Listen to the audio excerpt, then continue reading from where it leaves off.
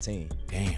I got a team I committed to ahead of time. Damn. And I needed to make sure they got the credit for what they did. You know what I mean? That was the only reason. A newly unearthed interview with Nipsey Hussle has sent shockwaves through the hip-hop world, revealing that the late rapper never truly trusted Rick Ross. The never-before-seen footage, reportedly recorded just months before Nipsey's passing, shows him speaking candidly about loyalty, authenticity, and the hidden agendas within the music industry.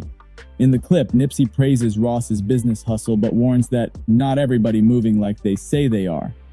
He goes on to explain that while Ross projected the image of a boss, real power don't come from money, it come from integrity.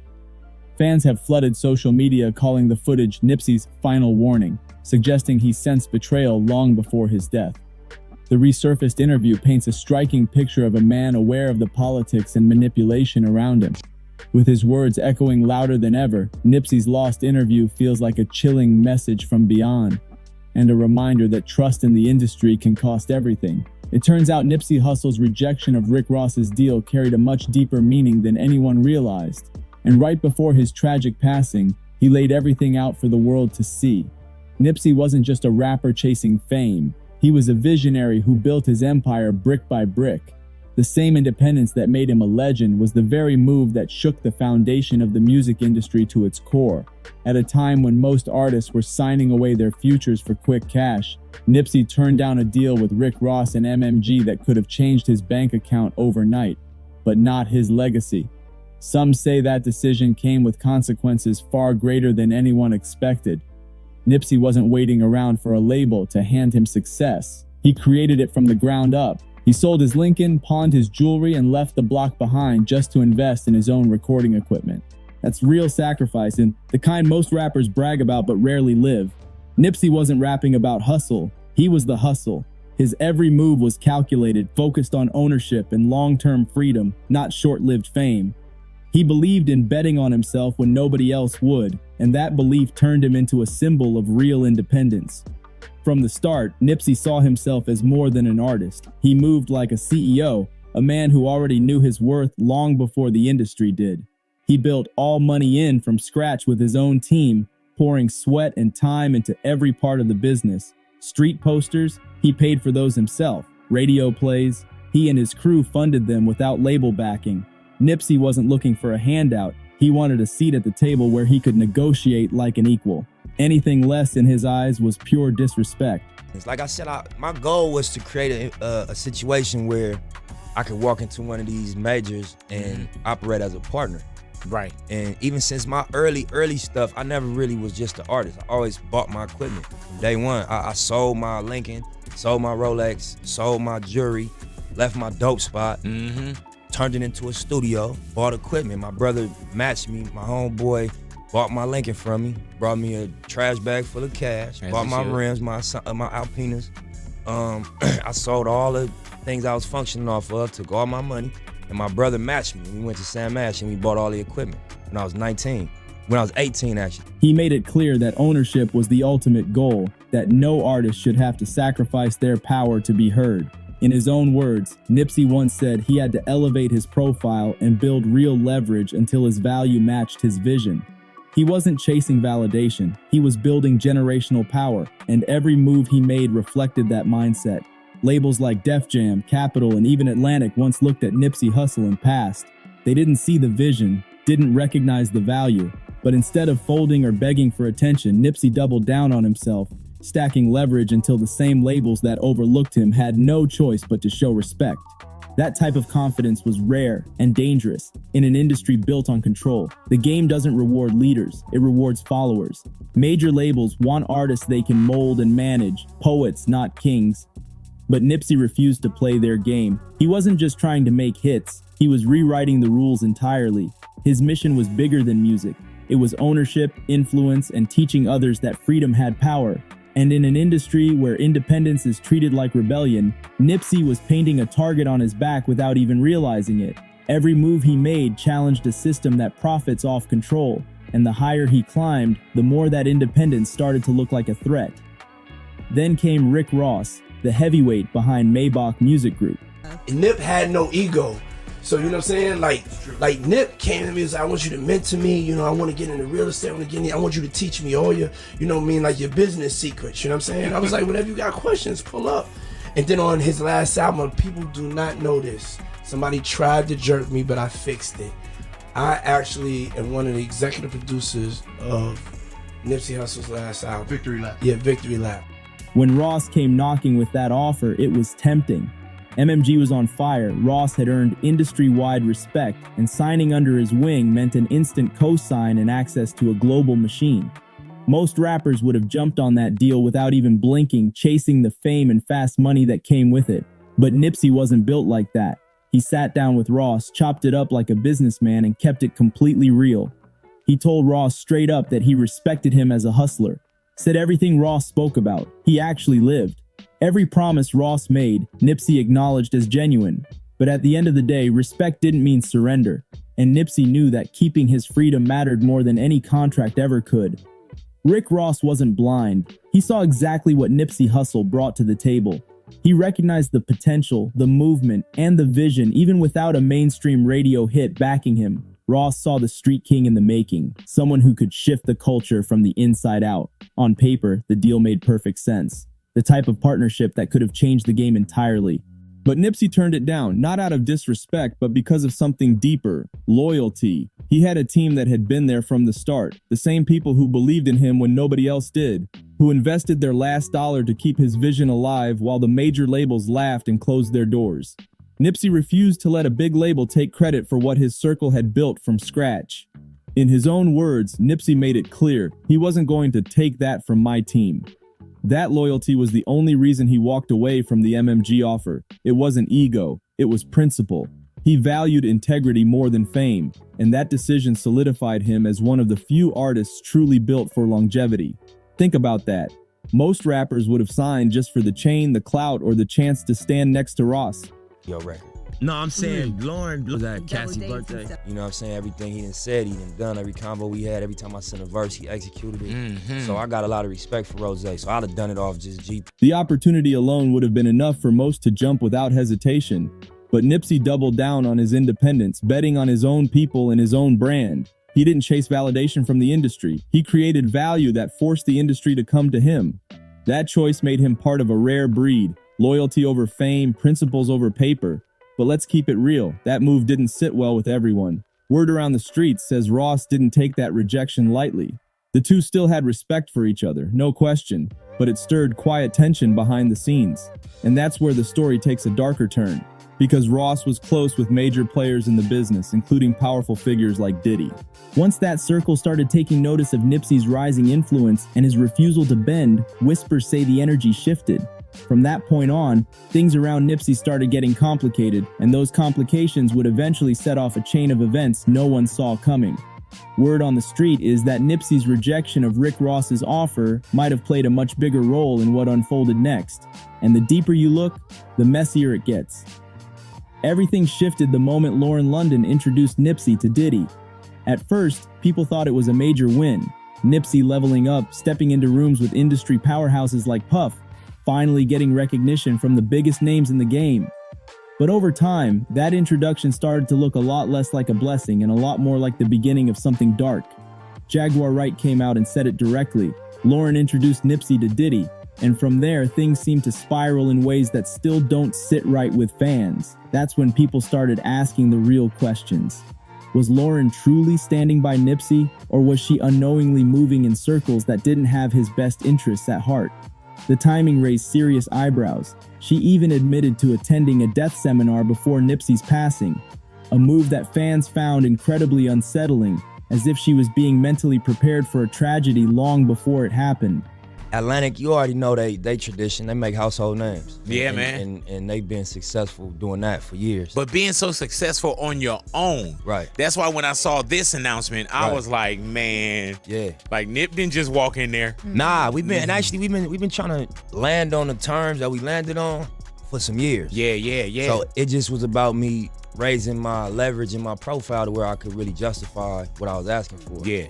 And you know, I respect that. Like if I come in here and make a request, you gotta, and they, you know, the answer is like, you ain't worth that shit. You gotta go. Yeah, you gotta go get it. It's possible, but you gotta work for Sometimes that. you gotta show and tell people your worth too. dope. Yeah, Atlantic Pack, they passed on you or earlier, right? Yeah, I said Drake passed, Def Jam, Capital Atlantic too.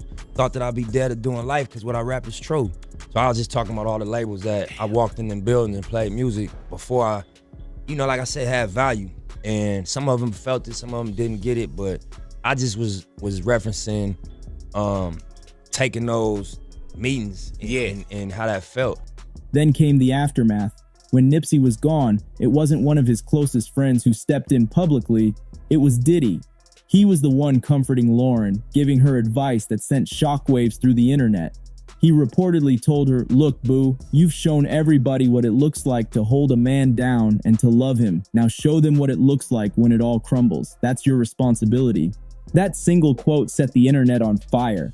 Fans immediately picked up on the use of boo, the same nickname Nipsey used for Lauren. That detail didn't just sound odd, it came off as tone-deaf and downright disrespectful. The coincidence was too close for comfort, and people began connecting the dots, wondering if Diddy's involvement with Lauren went deeper than anyone initially realized. Whispers started spreading fast that the same introduction meant to connect two industry minds might have unknowingly opened the door to betrayal, manipulation, and possibly even danger. Some believe that once Nipsey stepped into those elite circles, he saw and learned things that powerful people didn't want him to talk about. The story stopped feeling like rumor and started sounding like warning that in an industry built on control and secrets, some connections can cost far more than they ever promised to give. Old photos have resurfaced online showing Lauren London and Diddy looking far too comfortable, smiling close, locked in conversation, while Nipsey stands just a few steps behind, looking like the third wheel in his own circle. Those images reignited speculation that something deeper was happening behind the scenes, and when people started digging into the details, what they found made the story even heavier. Let's talk about Victory Lap, Nipsey's dream project, the album that defined his legacy. What many don't know is that Diddy played a role in shaping that masterpiece. According to former Bad Boy security chief Gene Deal, Nipsey personally asked Diddy to help him structure Victory Lap like Biggie's Life After Death, a legendary album that hauntingly dropped right after Biggie was killed. That single decision has since been seen as a chilling parallel. So, you know, as I was educated in music, that's what the production company does. Mm-hmm. You know, that's what the label, you know, the radio promo, we was going up there and buying the radio spots. We was booking out the House of Blues. What you would have to Well, deal I told with. you I didn't have. Fans now say that move might have opened a door Nipsey never should have stepped through. With Diddy's influence in the mix, Nipsey started spending more time around his circle, not just in the studio, but in private spaces, including Puff's mansion, where power dynamics often got blurred. To a lot of people, that looked like a setup, the kind of move where mentorship turns into manipulation. The more Nipsey's name grew, the more people felt he was getting pulled into a world that didn't align with his values. Many believe that letting Diddy get that close to his creative process gave him access to parts of Nipsey's life that should have stayed private. And here's where Rick Ross slides right back into the narrative. Don't forget, Ross and Puff were close, business partners and longtime collaborators. The speculation runs deep that when Nipsey turned down that MMG deal, Ross didn't just move on, he remembered. Add that wounded ego to Puff's controlling habits, and suddenly the energy around Nipsey started feeling dangerous. Whispers began spreading that the combination of bruised pride and industry politics created the perfect storm for betrayal. What was supposed to be creative collaboration turned into something much darker, a web of power, jealousy, and hidden agendas. And when you connect all the timelines, the deal rejection, the mansion meetings, and the eerie parallels to Biggie's story, it paints a haunting picture of how quickly loyalty can turn lethal in this industry built on fame and control. As Nipsey's circle grew tighter, the tension around him only thickened. The energy had shifted. Whispers started circulating that he was getting too powerful, too smart, and too aware of the deeper structures that ran the entertainment game. He wasn't just building a business anymore. He was building freedom, and freedom always comes with a cost when you're surrounded by people who profit from control. Behind closed doors, Nipsey was allegedly working on more than music. He'd begun piecing together a documentary about Dr. Sebi, the controversial herbalist whose death raised endless questions. The project was supposed to highlight self-healing, community ownership, and economic independence, but to certain industry figures, that kind of message was dangerous. It threatened the system that keeps artists dependent, controlled, and distracted. Around that time, people close to Nipsey said he started moving different, more guarded, more careful with who he spoke to, and more protective of his business moves. Some even say he knew eyes were on him. That quiet confidence he carried had turned into something sharper. The look of a man who knew his knowledge had made him a target. The industry was watching too. Big names started distancing themselves while others quietly reached out, trying to advise him to slow down, to stay focused on the music, and leave the bigger battles alone. But Nipsey couldn't be silenced. He was too far gone in his mission. His stores were thriving, his label was independent, and his message was empowering a generation of artists to own their masters, their likeness, and their legacy. That's when things got even stranger. Reports began circulating that Nipsey was in the process of pulling out of certain business connections tied to powerful executives. He wanted full independence, total separation from the machine. He saw how contracts were used to trap, how partnerships became cages, and how mentorship often came with invisible chains attached. And when you start cutting those ties in an industry built on control, people notice fast. The same moguls who once smiled in your face start moving different behind your back. Some insiders believe that's when the tension truly peaked, when Nipsey stopped being seen as an artist and started being seen as a threat. He was on the verge of unlocking something major, combining music, business, and activism in a way that could have changed the game forever. But when someone becomes that powerful, that self-sufficient, and that unshakable, the system around them starts to panic. The same forces that once celebrated Nipsey's rise were suddenly too quiet when he needed protection. The streets still talk about it today, how a man who tried to give back to his people, build ownership, and preach independence ended up facing enemies hidden in plain sight. It's a reminder that in a world where truth threatens profit, the truth teller often pays the highest price. Some believe Rick Ross allegedly linked up with Puff behind the scenes, pulling strings that most people will never see. And here's the part no one wants to say out loud. Nipsey Hussle was becoming a real threat to the system. Too smart, too independent, too revolutionary for the industry's comfort. He didn't need gatekeepers, cosigns, or handouts. He was building his own empire from the ground up. Brick by brick, he was proving that artists could own their masters, build their businesses, and still rise to the top without sacrificing freedom. But that kind of power doesn't sit right with an industry built on control. They don't want kings, they want pawns. And Nipsey? He refused to move like one. He wasn't trying to fit into their system. He was creating his own, one that would have changed how artists moved forever. So yeah, Eric Holder pulled the trigger and he's doing 60 years. But a lot of people believe he was just the fall guy, a pawn in a much bigger game. The real chess players were behind the curtain, pulling strings, making sure Nipsey never reached the level he was destined for. Too much influence, too much power, and in a world that thrives on control, that makes you dangerous. One fan wrote online, Nipsey was so focused on maintaining his persona he didn't even see it coming. Another said, if Nipsey had signed that deal, he would have been alive.